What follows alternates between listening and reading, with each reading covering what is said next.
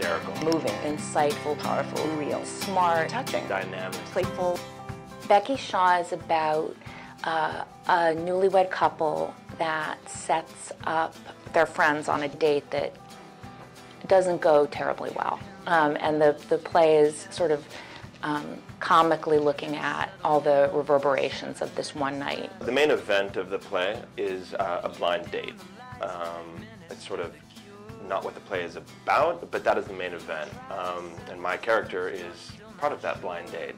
And he goes on a blind date with a character named Becky Shaw. She's sort of a bomb that goes off and affects all these lives. She comes into these people's lives, and then the thrust of the action moves forward.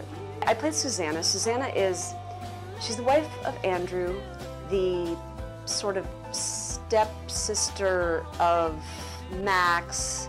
There's a very kind of complicated little triangle going on there. We grew up basically as brother and sister.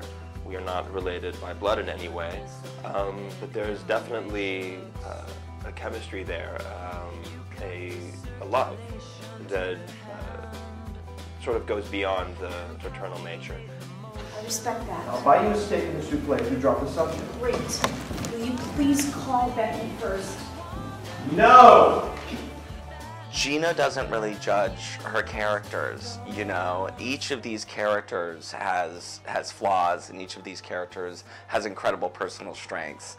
And she's got an incredibly funny sense and really honest sense of what motivates human behavior. And Gina's often looking at what's the darker aspects of what motivates our behavior towards one another, and that leads to incredible comedy. Gina's just got a great ear. I think that's the first thing that I really appreciate about this play is Gina's ear for the way people talk. What's really interesting about her writing is that there's so many different ways the show could go. It's life between the lines that is really, you know, also very, very rich. I think this play, as with my other plays, they're funny, but they're dark funny, and very often you see the audience sort of trying to figure out whether they have permission to laugh or not. And once they give over to it, that they're laughing at stuff that's dark, then they sort of are taking the ride. Every single day in rehearsal, I have at least one, usually a lot more than one, really, really, really, really long, hard laugh. Like the kind of laugh that hurts your stomach, because it's the play, it's so fun to work on, and Peter is so fun to work with. You really do see people split on who they think is the bad guy in this play. And that's been really fun because, you know, you'll see sort of audiences infight a little bit.